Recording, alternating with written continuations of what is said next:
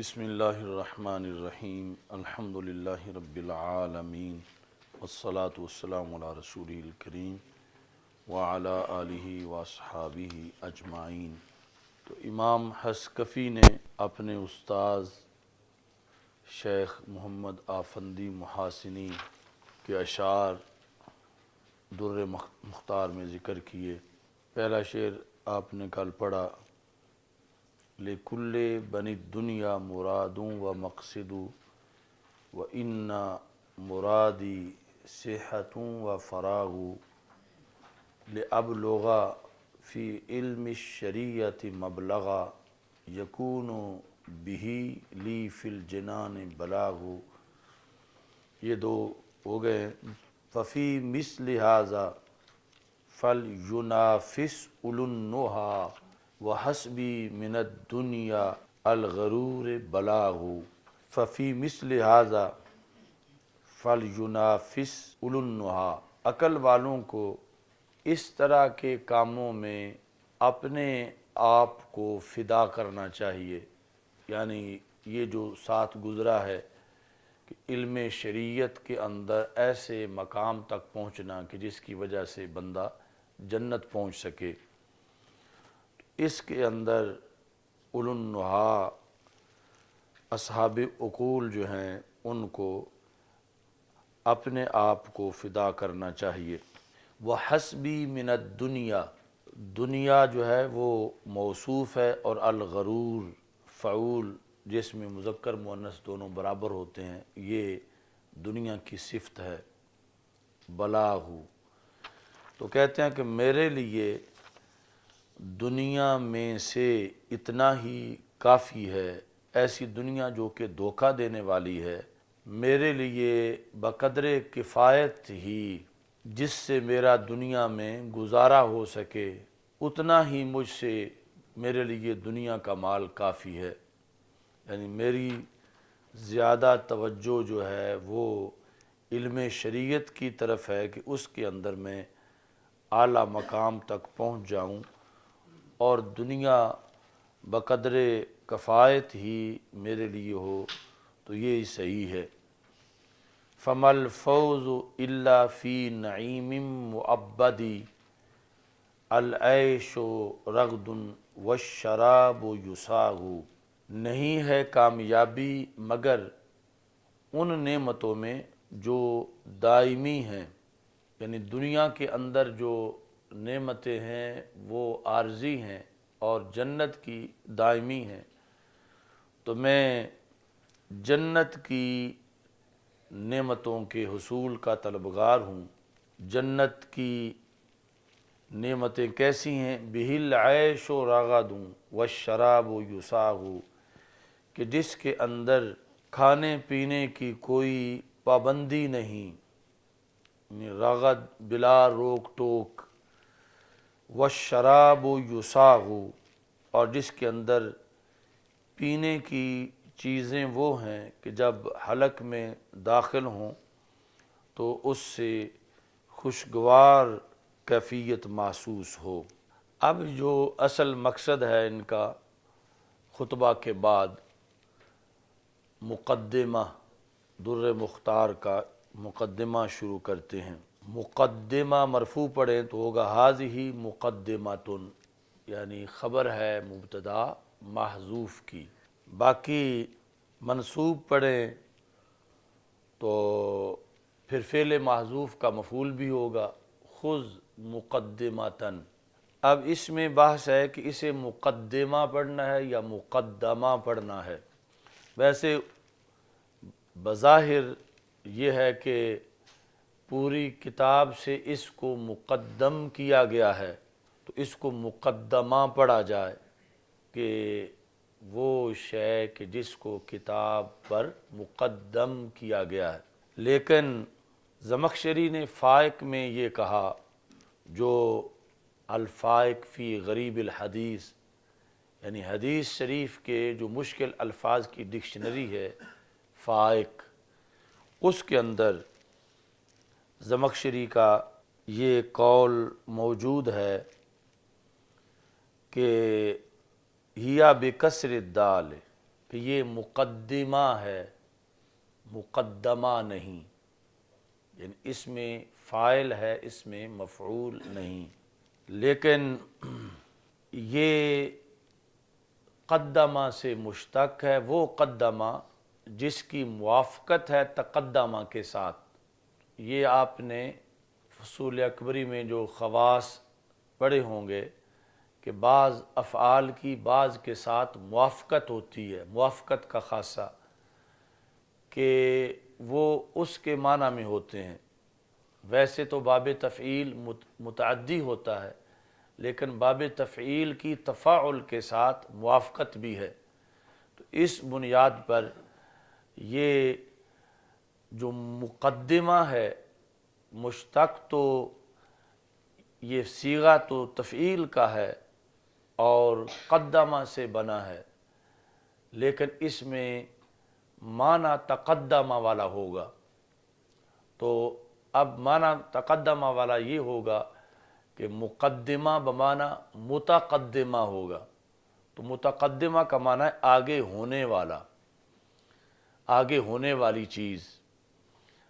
تو وہ جو اصل معنی میں اگر یہ رہتا تو پھر تو مقدمہ ہی پڑھنا چاہیے تھا کہ جس کو آگے کیا گیا ہے، لیکن یہ تفاعل کے ساتھ موافقت کی بنیاد پر یہ ہے کہ آگے ہونے والی چیز، یعنی لازمی میں یہ استعمال ہے، متعدی میں استعمال نہیں ہے۔ تو اس بنیاد پر جو ہے وہ یہ مقدمہ پڑھا جائے گا موافقت کی بنیاد پر کہ باقی کتاب سے یہ حصہ پہلے آنے والا ہے۔ قرآن مجید برہان رشید میں لا تقدموا بین یدی اللہ ورسولہ، تو وہاں لا تقدموا جو ہے وہ تفعیل تفاعل کے معنی میں ہے، لا تتقدموا، یعنی کہ کسی اور کو آگے نہ کرو، خود آگے نہ ہو۔ تو جیسے وہاں تفعیل کی موافقت تفاعل کے ساتھ ہے، ایسے ہی یہاں بھی اس موافقت کا خیال رکھتے ہوئے اس کو مقدمہ پڑھا جاتا ہے۔ اچھا جی، تو یہ باقی کتاب سے پہلے ہے کہ اس میں تعریف آئے گی، موضوع، غرض و غایت وغیرہ۔ تو مقدمہ کے بعد خود ہی کہتے ہیں حق علی من حاول علما ما ان یتصورہ بحدہ اور رسمہ، حق ہے اس بندے پر، کس پر؟ من حاول علما ما، کہ جس نے کسی بھی علم کو حاصل کرنے کی کوشش کا آغاز کیا ہے، اس پر حق ہے، لازم ہے ان یتصورہ بحدہ اور رسمہ۔ ان یتصورہ کی ضمیر راجع ہے علم کی طرف، کہ وہ اس علم کا تصور کر لے، یا تو حد کے لحاظ سے یا رسم کے لحاظ سے۔ حد کے لحاظ سے یعنی ذاتیات جو اس علم کے ہیں وہ جان لے، جس طرح کہ مثلا انسان کو کوئی پہچاننا چاہے تو اس کے ذاتیات ہیں حیوان ناطق، ان کو جان لے، یا رسم کے ساتھ کہ جو تعارف ہوتا ہے کسی چیز کا ارضیات کے ساتھ۔ حد تو ذاتیات کے ساتھ ہوتی ہے اور رسم ارضیات کے ساتھ ہوتی ہے، جس طرح کہ انسان کی پہچان یا تعارف ضاحک کے ساتھ۔ تو علم کو حاصل کرنے کے لیے ضروری ہے کہ اس کا کچھ نہ کچھ بندے کو اندازہ ہو کہ میں کون سا علم پڑھنے لگا ہوں۔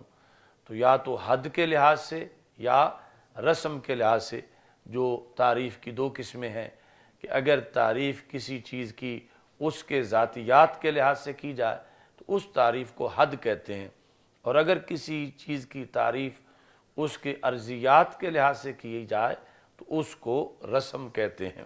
حق یہاں پر ہے واجب، واجب اور فرض کے معنی میں۔ من حاول، جس نے ارادہ کیا، علمم ما، کسی بھی علم کا، یعنی علمم ما کا مطلب ہے ای علم، کہ کوئی یہ قانون خاص کسی معین علم کے بارے میں نہیں کہ وہ پڑھنا ہو تو پہلے اس کی تعریف آنی چاہیے، بلکہ کوئی بھی علم جو ہے، کوئی بھی فن حاصل کرنا ہو تو اس سے پہلے ضروری ہے کہ پتہ ہو کہ یہ کس طرح کا ہے، کچھ نہ کچھ اس کا اندازہ ہو، یعنی وہ علوم شرعیہ ہوں یا علوم غیر شرعیہ ہوں، سب کے لیے ایک ہی بات ہے کہ پہلے ان کا تصور یعنی تعریف جو ہے وہ حد یا رسم کے ساتھ آنی چاہیے۔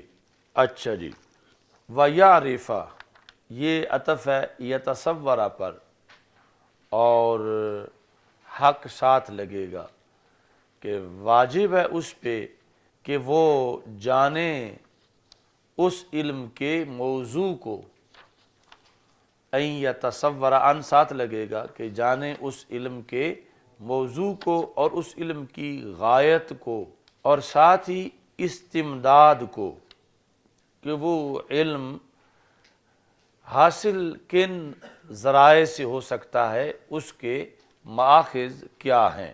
تو موضوع کے بارے میں تم نے پڑھا ہوگا پہلی کتابوں میں، کافیہ وغیرہ میں، کہ ما یبحث فی العلم عن عوارضہ ذاتیہ، کہ کسی علم کا موضوع وہ چیز ہے کہ اس علم میں اس چیز کے عوارض ذاتیہ سے بحث کی جائے، خود اس چیز کی بحث نہیں ہوگی۔ موضوع چیز کا، کسی علم کا موضوع وہ ہے کہ جس چیز کے عوارض ذاتیہ سے اس علم میں بحث کی جائے، جس طرح کہ طب کا موضوع ہے بدن انسان، تو بدن انسان خود جو ہے اس کی بحث نہیں ہوگی، بلکہ بدن انسان کے جو عوارض ذاتیہ ہیں، صحت، مرض وغیرہ، ان کی بحث طب کے اندر ہوگی۔ تو ایسے ہی یعنی جس علم کو بھی شروع کریں گے اس کا جو موضوع ہے، موضوع کے عوارض ذاتیہ، جس طرح کہ مثلا قرآن کا موضوع ہے انسان، تو انسان جنتی کیسے بنتا ہے، جہنمی کیسے بنتا ہے، کامیاب کیسے ہوتا ہے، ناکام کیسے ہوتا ہے، اس سے بحث کی گئی ہے۔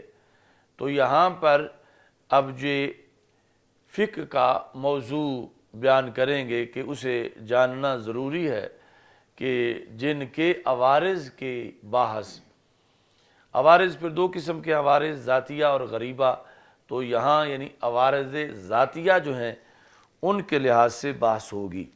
اچھا جی، تو انہوں نے لکھا کہ اعلم ان مبادی کل علم عشرۃ، ہر علم کے مبادی 10 ہیں۔ امام شامی کہتے ہیں ناظمہا ابن ذکری فی تحصیل المقاصد، تو تحصیل المقاصد کتاب کے اندر ابن ذکری نے ان 10 کو 3 شعروں میں بیان کیا ہے۔ فَأَوَّلُ الْأَبْوَابِ فِي الْمَبَادِي وَتِلْكَ عَشْرَةٌ عَلَى الْمُرَادِ، کہ پہلا باب مبادی میں ہے، اور وہ مبادی جو ہیں وہ مقصد میں 10 ہیں۔ الحد والموضوع ثم الواضع والاسم واستمداد حکم الشارع، کہ ان میں پہلے نمبر پر حد ہے، تعریف، موضوع، پھر اس علم کا واضع کون ہے، اس کا نام کیا ہے، اور اس کا ماخذ اس کے کیا ہیں۔ تصور المسائل الفضیلہ و نسبۃ فائدۃ جلیلہ، کہ اس کے مسائل کا جو تصور ہے اور غرض و غایت اور فائدہ اس کا کیا ہے۔ تو کہتے ہیں کہ ان 10 میں سے یہاں پر امام حسکفی نے 4 بیان کیے ہیں اور 6 باقی رہ گئے ہیں۔ تو جو 6 بیان نہیں کیے تو وہ امام شامی نے خود بیان کر دیے ہیں۔ 6 جو بیان نہیں کیے امام حسکفی نے در مختار کے اندر، ان میں سے ایک یہ ہے کہ اس علم فقہ کا واضع کون ہے، وضع کس نے کیا۔ تو تو کہتے ہیں فوادعہ ابو حنیفہ رحمہ اللہ تعالی، یعنی آپ صرف فقہ حنفی کے ہی واضح نہیں بلکہ مطلقاً فقہ اسلامی کے آپ واضح ہیں، یعنی امت کے اندر یہ شعبہ جو رائج کیا اور باقی ائمہ جس سے تربیت پا کے آگے بڑھے وہ امام اعظم ابو حنیفہ ہی پہلے ہیں کہ جنہوں نے اس کام کا آغاز کیا۔ جس طرح کہ امام موفق مکی جو ہیں انہوں نے جو امام اعظم ابو حنیفہ کے مناقب لکھے، وہ کتاب چھپی ہوئی ہے، تو انہوں نے لکھا کہ ابو حنیفہ اول من دون علم هذه الشریعہ، کہ امام ابو حنیفہ وہ پہلے شخص ہیں کہ جنہوں نے اس شریعت محمدی صلی اللہ علیہ وسلم کے علم کو مدون کیا۔ کیسے؟ فی ابواب مبوبہ و کتب مرتبہ، کتابوں اور ابواب کی شکل میں، یعنی اگرچہ چھوٹی چھوٹی کتابیں حدیث کی پہلے لکھی جا چکی تھیں، لیکن یہ طریقہ کہ یہ کتاب الصلاۃ ہے، یہ کتاب الزکوٰۃ ہے، یہ کتاب الصوم ہے، اور پھر کتاب الصلاۃ میں یہ باب الوضو ہے، یہ طریقہ سب سے پہلے امام اعظم ابو حنیفہ رحمہ اللہ تعالیٰ نے وضع کیا، یہاں تک کہ امام مالک رحمہ اللہ تعالیٰ نے موطا امام مالک میں امام صاحب کا طریقہ استعمال کیا۔ موطا امام مالک لکھنے میں، یعنی اس حدیث کی کتاب میں جو طریقہ شریعت کو مدون کرنے کا امام اعظم ابو حنیفہ کا تھا، اس کو انہوں نے فالو کیا۔ یعنی اس امت کے اندر کتاب لکھنے کا طریقہ امام اعظم ابو حنیفہ اس کے بانی ہیں، تو ان کو اولیت حاصل ہے ان ائمہ کے اندر، اور یہ ان کی صحابہ رضی اللہ تعالی عنہم پر فضیلت نہیں بلکہ اس وقت ضرورت نہ تھی عہد صحابہ رضی اللہ تعالی عنہم میں، یہ مرحلہ بعد میں آیا، تو اس وقت اللہ نے انہیں یہ توفیق دی، تو یہ ان کی اولیت ہے۔ تو اس واسطے انہوں نے لکھا کہ فوادعہ مطلقاً فقہ کے واضح اور بانی، صرف فقہ حنفی کے نہیں، یعنی مطلقاً فقہ کے بانی وہ امام اعظم ابو حنیفہ رحمہ اللہ تعالی ہیں۔ تو وہاں امام موفق نے خود یہ اعتراض کا جواب دیا کہ آپ یہ کہہ رہے ہیں کہ سب سے پہلے امام اعظم ابو حنیفہ نے فقہ علم شریعت کو مدون کیا، تو کیا صحابہ رضی اللہ تعالی عنہم سے یہ کام نہیں ہو سکا تھا کہ انہوں نے یہ آ کے کام کیا، تو کیا ان کا بڑا کردار ہے ان سے؟ تو اس جواب میں انہوں نے کہا وَكَانَتْ قُلُوبُهُمْ صَنَادِيقَ عُلُومِهِمْ، کہ صحابہ کے دل ہی علم کے صندوق تھے، وہ ایسی تدوین یا ترتیب تالیف تصنیف کے محتاج ہی نہیں تھے۔ اب جس وقت جو رسول پاک صلی اللہ علیہ وسلم نے فرمایا کہ علم یوں نہیں اٹھے گا کہ رات کوئی عالم سوئے اور صبح جاہل اٹھے، ان اللہ لا یقبض العلم انتزاعا ینتزع من قلوب الرجال بل ینتزع بموت العلماء، تو اس طرح جب صحابہ دنیا سے اٹھ گئے تو آگے پھر یہ حملہ ہو رہا تھا دوسری طرف سے جہالت کا، تو پھر یہ ضرورت محسوس کی گئی کہ علم شریعت کو مدون کیا جائے، چونکہ خود عربوں کے لیے سمجھنا قرآن و سنت کو اس لیے مشکل ہو رہا تھا کہ اسلام کئی قوموں تک پہنچ چکا تھا اور ان کی بولیاں عربی میں مکس ہو رہی تھیں، اور خود عربوں کے لیے عربی کا جاننا مشکل ہو رہا تھا، تو اس لیے ضرورت محسوس کی گئی کہ اب علم شریعت کو مدون کر دیا جائے تاکہ کوئی چیز ضائع نہ ہو۔ تو امام اعظم ابو حنیفہ رحمۃ اللہ علیہ نے اس کا سب سے پہلے کام کیا۔ نام کیا ہے علم کا؟ وَاسْمُهُ الْفِقْهُ، نام فقہ ہے۔ وَحُكْمُ الشَّارِعِ فِيهِ، یعنی شرعی طور پر اس کا گریڈ کیا ہے، سٹیٹس کہ یہ پڑھنا کیسا ہے، کوئی نفلی کام ہے یا کیا ہے؟ وحکم الشارع فیہ وجوب تحصیل المکلف ما لا بد منہ، کہ جس کے بغیر گزارا نہیں اتنے کا تو حاصل کرنا جو ہے مکلف پر واجب ہے۔ مسائل اس کے کیا ہیں؟ اس میں پھر آگے جو ہے وہ وضاحت ہے کہ ایک ہے فرض عین ہونا، ایک ہے فرض کفایہ ہونا۔ تو ہر بندہ جو ہے اس پر جو اس کی زندگی کا شعبہ ہے، اس کی اسلامی معلومات اور اسلامی احکام کو جاننا یہ یوں فرض ہے جیسے نماز فرض ہے۔ اور ایسے ہی جب بندہ بالغ ہو جائے تو بالغ پر جیسے نماز فرض ہے ایسے نماز کے مسائل بھی فرض ہیں۔ جس پر زکوٰۃ فرض ہے اس پر زکوٰۃ کے مسائل کو جاننا بھی فرض ہے۔ یہ تو ہے فرض عین، لیکن اس کے علاوہ 70 مربع میل کے اندر اگر ایک شخص اصول و فروع کا ماہر تیار ہو جائے تو وہ سارے لوگوں کا فرض ادا کر دیتا ہے۔ یعنی پورے دین کا ماہر ہونا یہ فرض عین نہیں، فرض کفایہ ہے۔ اپنے شعبے کا ماہر ہونا، اور پھر مثلا بالغ ہو گیا ہے تو نکاح اور طلاق کے مسائل یہ سارے جو ہیں فرض عین ہیں۔ یعنی تاجر پر اسلامی تجارت کے مسائل کا جاننا یوں فرض ہے جیسے کہ نماز فرض ہے، لیکن فرض کفایہ ہے پورے دین پر عبور حاصل کرنا۔ تو اس کے لحاظ سے یہ کہہ رہے ہیں وحکم الشارع فیہ وجوب تحصیل المکلف ما لا بد لہ منہ، کہ مکلف کا جس کے بغیر چارہ نہیں، یعنی اب بالغ ہے تو اس پر نماز کے مسائل جاننا یہ فرض ہے، یعنی یہاں وجوب فرض کے معنی میں ہے۔ وَمَسَائِلُهُ، اس علم کے مسائل کیا ہیں؟ کل جملۃ موضوعها فعل المکلف ومحمولها احد الاحکام الخمسہ نحو هذا الفعل واجب۔ علم فقہ کے مسائل کیا ہیں؟ علم فقہ کا کوئی بھی مسئلہ بنانا ہو، بیان کرنا ہو تو اس میں یہ شرط ہے کہ اس کا موضوع جو ہے، یہ موضوع سے مراد یہ تعریف کے ساتھ جو لفظ موضوع ہے ما یبحث وہ مراد نہیں ہے۔ اس موضوع سے مراد جو منطق میں موضوع اور محمول ہے، جو نحو میں مبتدا خبر ہے، وہ مراد ہے کہ جملے کا جو موضوع ہے وہ ہوگا فعل مکلف، اور محمول ہوگا شرعی حکم۔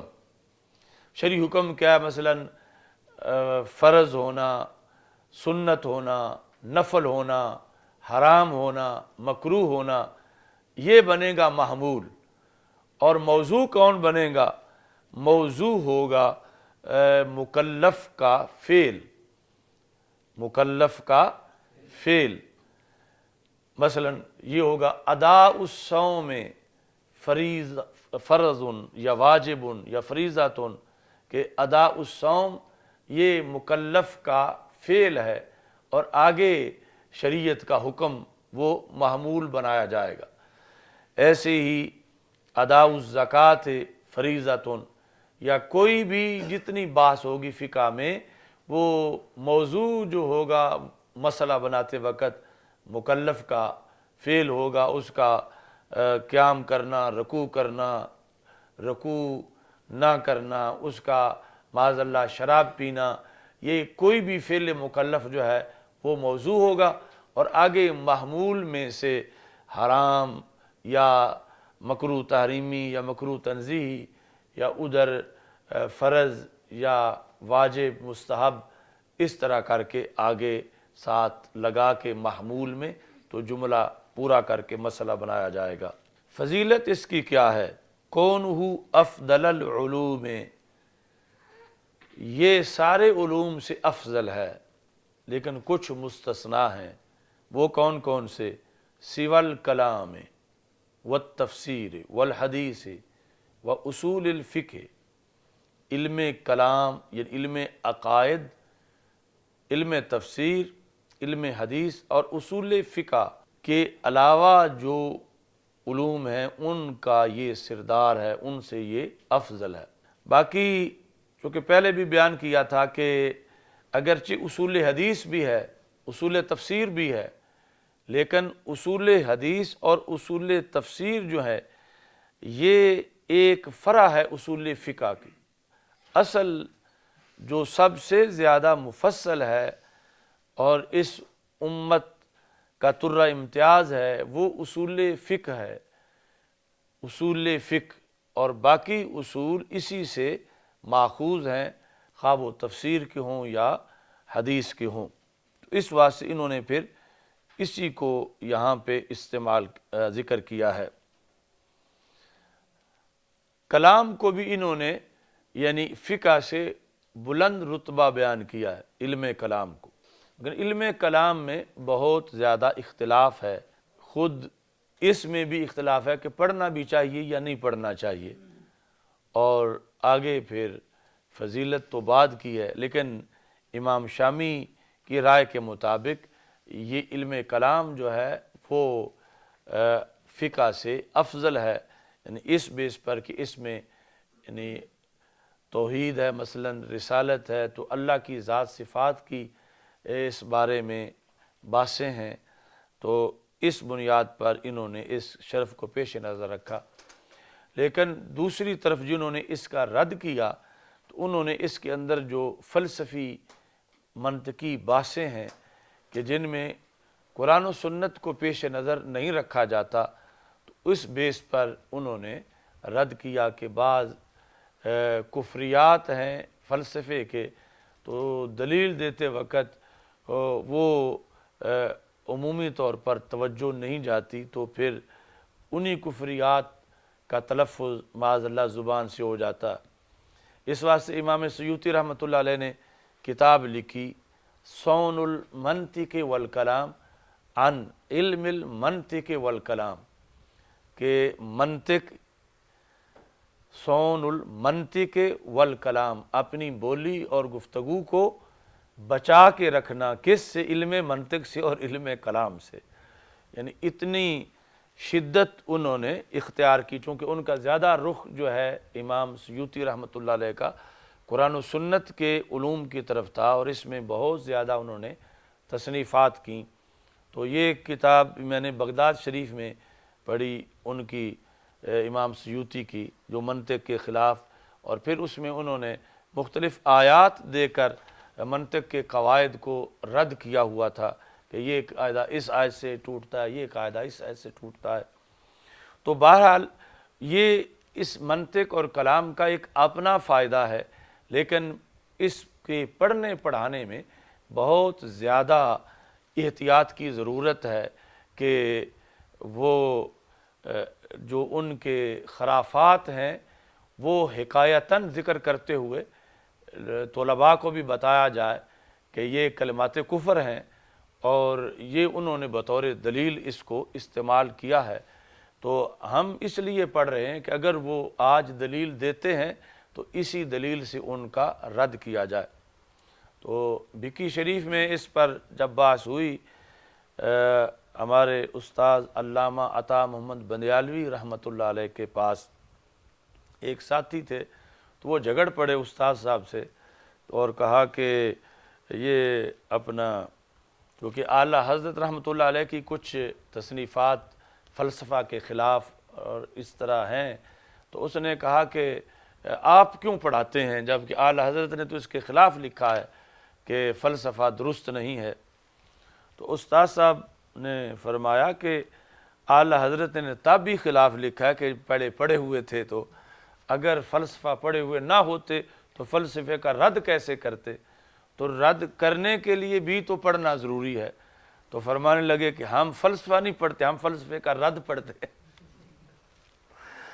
کہ وہ اعتراض فلاسفہ کے تو اب بھی کتابوں میں موجود ہیں، لکھے ہوئے ہیں اسلام پر جو ان کے اعتراض ہیں، اور اگر ہم وہ جواب پڑھانا چھوڑ دیں تو آج کے وہ لبرل اور بے دین لوگ اعتراض تو وہاں سے ہی لے لیں گے، اور جب وہ اعتراض فلسفے کی کتابوں سے ہمارے عقیدہ آخرت پر اور بعث بعد الموت پر یا اس طرح توحید پر وہ اعتراض کریں گے، اور ہمارے علماء کی وہ کتابیں ہی گم ہو چکی ہوں گی کہ اب وہ چھپتی نہیں، کہ پڑھتا کوئی نہیں، تو پھر ان کو جواب کیسے دیا جا سکے گا؟ تو مطلب یہ ہے کہ نہ تو یہ ہے کہ اسے ہی قبلہ کعبہ بنا لیا جائے ان عقلی علوم کو اور منطق فلسفہ کو، اور نہ یہ ہے کہ بالکل اس کا ابجد کا بھی پتہ نہ ہو یا اس کے اندر چند لوگ بھی ماہرین نہ ہوں، تو پھر یعنی زبردست حملہ ہو سکتا ہے عقلی دلائل کے ذریعے سے اسلام پر۔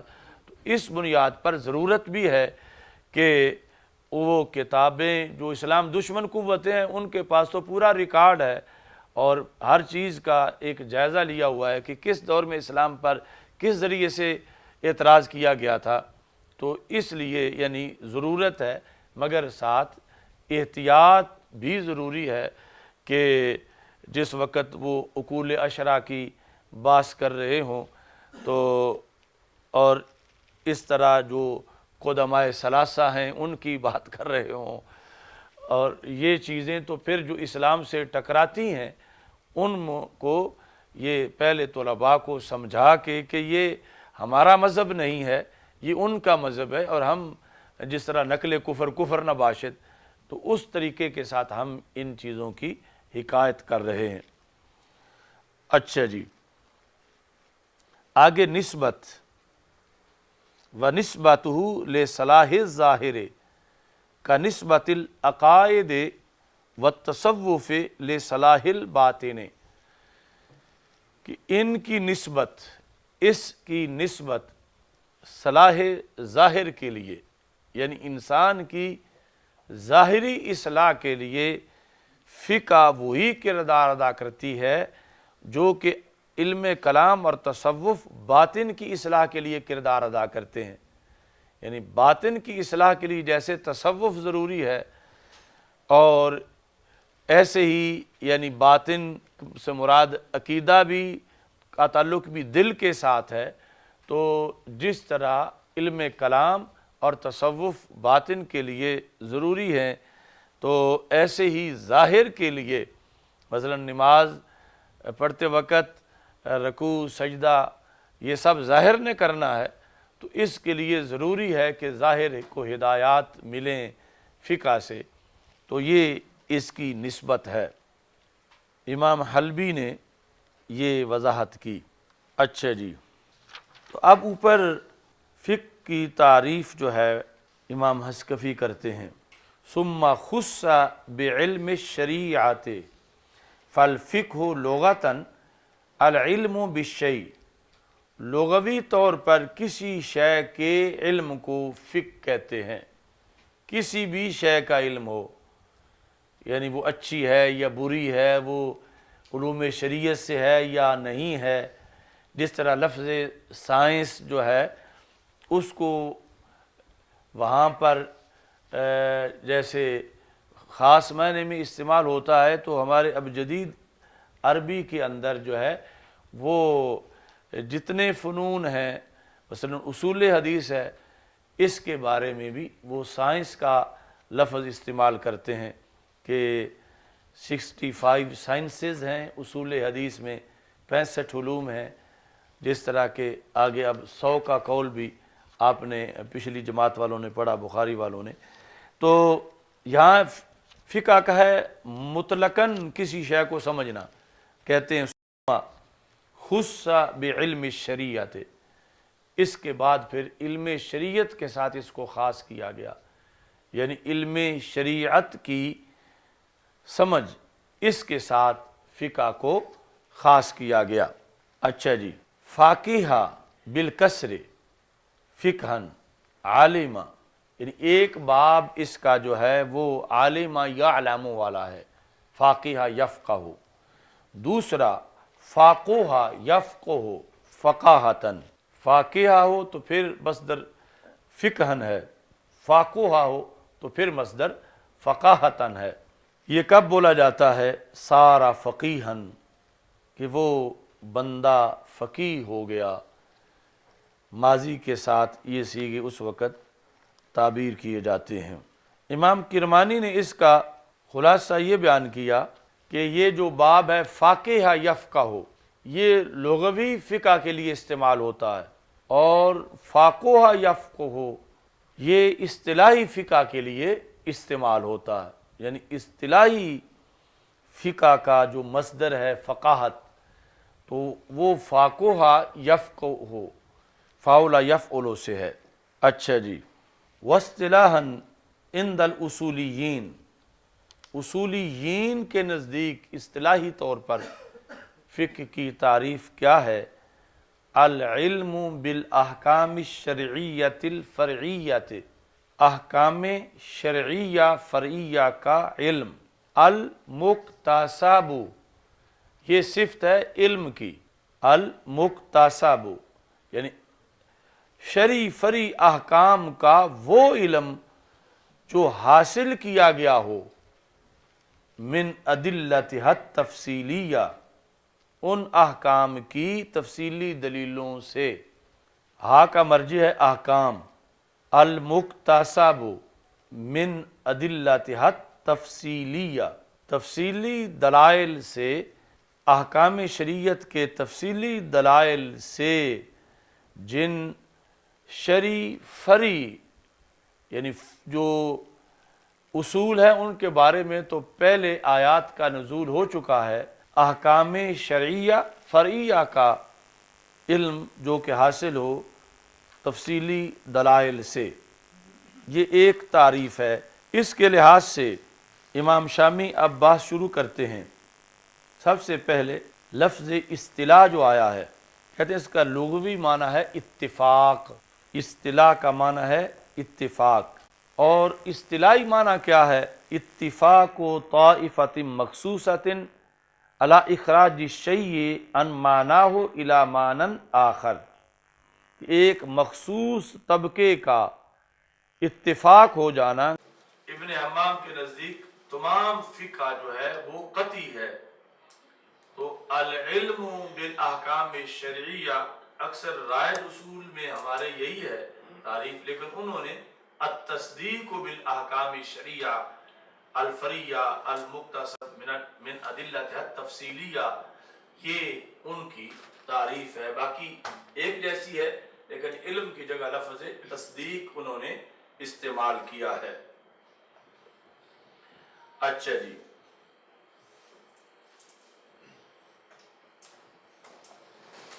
تو ان کے نزدیک احکام شریعت کے بارے میں ظن یہ فقہ نہیں ہے، کیونکہ احکام شریعت کی تصدیق فقہ ہے، تو احکام شریعہ کے بارے میں اگر ظن ہو اور قطعیت تک علم نہ پہنچا ہو تو وہ فقہ نہیں ہے۔ اس واسطے کہتے ہیں فالظن بالاحکام الشرعیۃ وکذا الاحکام المظنونۃ لیس من الفقہ، کہ احکام شریعت کے بارے میں ظن یا خود احکام مظنونہ یہ فقہ نہیں ہے۔ اب یہ ان کا موقف آ گیا ابن حمام کا۔ وبعضهم خصہ بالظنیۃ، بعض نے کہا کہ فقہ ہوتی ظنی ہے، کہ جو احکام شریعہ کے بارے میں ظنی علوم ہے وہ فقہ ہے، تو پھر جو قطعی ہے یہ نکل جائیں گے ان کے بقول۔ وبعضهم، بعض فقہا نے خصہ خاص کیا ہے فقہ کو بالظنیۃ، فیخرج عنہ ما علم ثبوت قطعا، تو پھر وہ نکل جائیں گے کہ جن کا احکام شریعت کا علم قطعی طور پر ہے وہ فقہ کی تعریف سے نکل جائیں گے۔ وبعضهم جعلہ شاملا للقطعی والظنی، تو تیسرا طبقہ جو ہے انہوں نے کہا کہ یہ دونوں پر مشتمل ہے۔ ابن حمام کے نزدیک صرف احکام شریعہ کا قطعی علم فقہ ہے، اور بعض نے کہا کہ صرف ظنی علم احکام شریعہ کا فقہ ہے، اور تیسرا طبقہ جو ہے انہوں نے کہا خواہ قطعی ہوں یا ظنی ہوں سب کا مشترکہ جو علم ہے وہ فقہ ہے۔ اچھا جی، تو یہ جو تیسرا طبقہ ہے اس کو انہوں نے ترجیح دی ہے کہ فقہ سے نہ تو قطعی علوم نکلیں احکام کے اور نہ ہی ظنی علوم نکلیں، دونوں پر مشتمل ہے۔ اس لیے کہتے ہیں وقد نص غیر واحد من المتاخرین علی انہ الحق، کہ بہت سے متاخرین نے اس پر نص کی ہے کہ یہ تیسرا موقف صحیح ہے کہ فقہ ایسے علم کو کہتے ہیں کہ جو احکام شریعہ کا علم دلائل سے حاصل ہو، اور وہ خواہ قطعی ہو علم یا ظنی ہو۔ وعلیہ عمل السلف والخلف، اس پر سلف اور خلف کا عمل ہے۔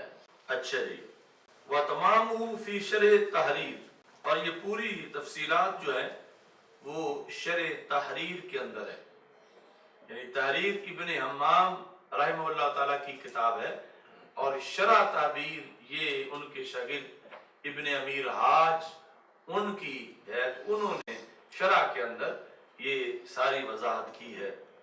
تو پھر اب خلاصہ کیا بنا؟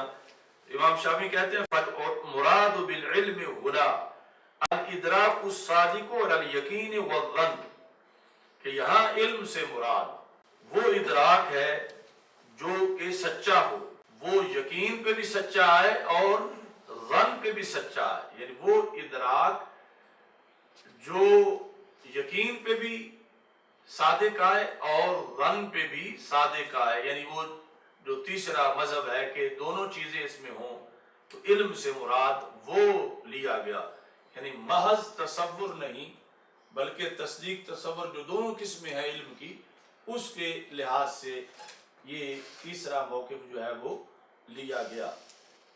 کما ہوا اصطلاح المنطقی، جس طرح کہ منطقی کی اصطلاح ہے، یعنی منطق میں علم کی دو قسمیں پڑھائی جاتی ہیں، تصور اور تصدیق۔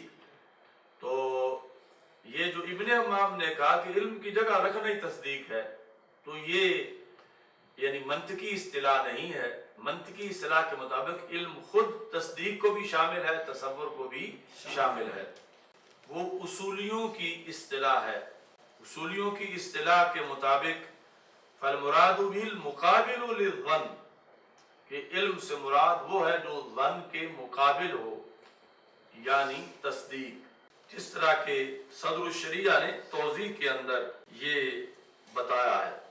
اب اس کے لحاظ سے پھر ایک اعتراض ہوتا ہے تو اس کا جواب دیتے ہیں۔ اعتراض یہ ہوتا ہے کہ یہ مشہور ہے کہ کہا جاتا ہے فقہ ظنی علم ہے، ظنی علم ہے، یہ قطعی علم نہیں ہے، یعنی اعتراض اس طرح کہا جاتا ہے فقہ ظنی ہے، لفظ علم بولے بغیر فقہ ظنی ہے۔ فَلِمَا أُطْلِقَ الْعِلْمُ عَلَيْهِ، تو جب یہ ظنی ہے تو اس پر پھر علم کا اطلاق کیوں کیا گیا؟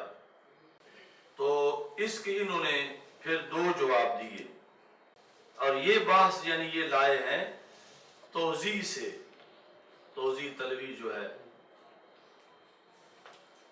کیونکہ پیچھے بات ختم ہوگی قال صدر الشریعہ فی التوضیح ہے، یہ آگے صدر الشریعہ نے جو توضیح میں کہا وہ یہ سوال اور اس کے دو جواب ہیں۔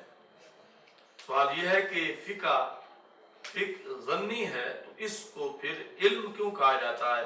جو آپ نے تعریف میں کہا العلم بالاحکام الشریعہ، تو جب ظنی ہے تو پھر کہنا چاہیے الظن بالاحکام الشریعہ یا الادراک بالاحکام الشریعہ، العلم کیوں کہا؟ پہلا جواب یہ ہے، اس کی بنیاد اس پر ہے کہ فقہ ظنی ہے ہی نہیں، فقہ قطعی ہے، لہذا جب قطعی ہے تو قطعی پر علم کا اطلاق کر دیا گیا، تو یہ تو جس طرح چاہیے تھا ویسے ہی کیا گیا، کیونکہ ہم یہ تسلیم ہی نہیں کرتے کہ فقہ ظنی ہے بلکہ فقہ قطعی ہے۔ دیکھو فجواب اولا انہ مقطوع بہ،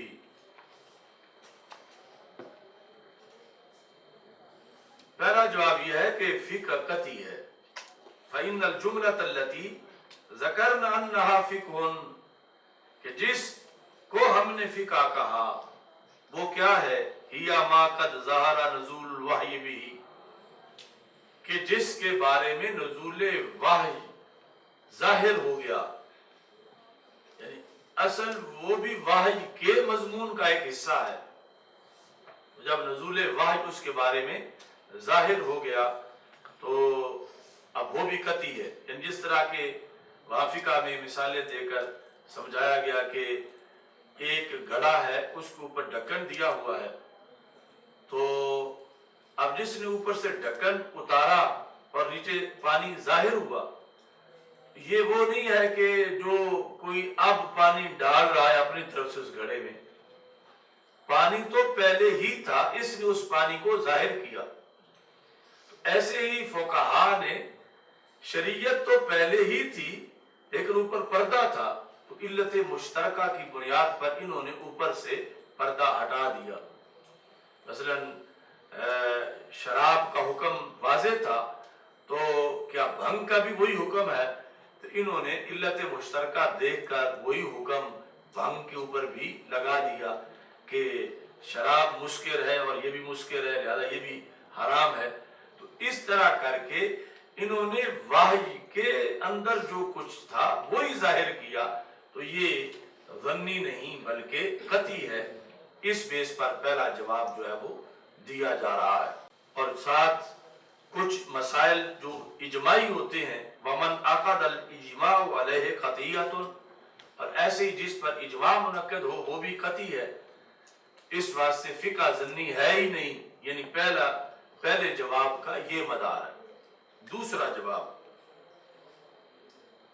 کہ اگر ہم یہ تسلیم کر بھی لیں کہ فقہ ظنی ہے تو پھر ان العلم یطلق علی الظنیات, تو ظنیات پر بھی علم کا اطلاق ہوتا ہے.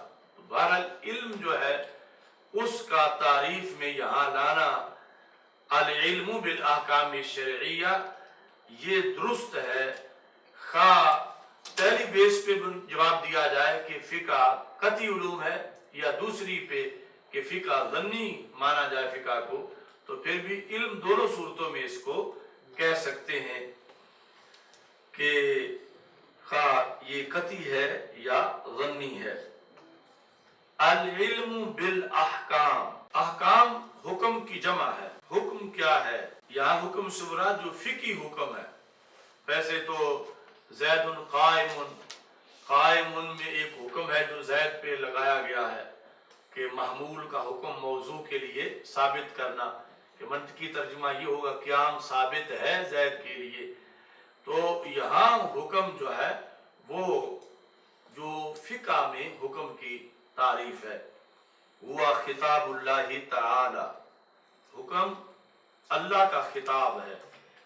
المتعلق خطاب کی صفت ہے, ایسا اللہ کا خطاب جو افعال مکلفین سے ریلیٹڈ ہے, جس کا تعلق افعال مکلفین کے ساتھ ہے. یہ حکم کی تعریف کی گئی. کرتے ہی کیلا سے کی تاکہ گنجائش اگلی بات کی بھی باقی رہے, کیونکہ صدر الشریعہ جو ہیں انہوں نے اس کو رد کیا, اس تعریف کو. وردہ صدر الشریعہ بأن الحکم المصطلح علیہ عند الفقہاء ما ثبت بالخطاب کالوجوب والحرمت مجازا کالخلق علی المخلوق ثم صار حقیقتا عرفیتا. تو صدر الشریعہ نے رد کیا, اور وہ رد معمولی چیز ہے. خطاب اللہ تعالی المتعلق, ایک ہے خطاب اور ایک ہے ما ثبت بالخطاب. تو یہ دو جدا چیزیں ہیں. اللہ کا خطاب اور اس خطاب سے جو چیز ثابت ہو. خطاب ہے اللہ کا مثلا اقیم الصلاۃ, اور اس سے ثابت کیا ہو رہا ہے؟ فرضیت صلاۃ. تو خطاب اللہ کا افعال مکلفین کے ساتھ, تو صدر الشریعہ کہتے ہیں کہ حکم جو اصطلاحی حکم ہے, خطاب کو حکم نہیں کہتے, جو خطاب سے ثابت ہو اس کو حکم کہتے ہیں. یعنی مکلفین کے لیے جو چیز خطاب کے ذریعے ثابت ہو, تو اس بنیاد پر یہ تعریف کرنا کہ خطاب اللہ تعالی، یہ حکم کی تعریف درست نہیں ہے، بلکہ یہ کہا جائے ما ثابت بخطاب اللہ تعالی، کہ جو خطاب سے، اللہ کے خطاب سے جو چیز ثابت ہوئی ہے وہ حکم ہے۔ اور یہ کہتے ہیں کہ جس طرح آپ مثال اس کی حکم کی مثال دیں گے تو ہم کہیں گے وجوب، حرمت، فرضیت، تو یہ خطاب نہیں بلکہ وہ چیز ہے جو ما ثابت بالخطاب ہے۔ تو باقی کہتے ہیں کہ زیادہ مسئلہ نہیں ہے اس میں، کہ جس طرح لفظ خلق ہے، لفظ خلق ہے تو مصدر پیدا کرنا، لیکن چلتے چلتے مخلوق کو بھی خلق کہہ دیتے ہیں۔ اصل تو خلق کا نتیجہ مخلوق ہے کہ رب نے پیدا کیا، خلق الخلق، خلق المخلوق، تو مخلوق ہے وہ جو پیدا کی گئی، لیکن کبھی اسی مخلوق کو ہی خلق بھی کہہ دیا جاتا ہے، مخلوق کو خلق بھی، آواز خلق نکارہ خدا جس طرح بولا جاتا ہے یا کہا جاتا ہے، اس پر تو خلق خدا کا اتفاق ہے۔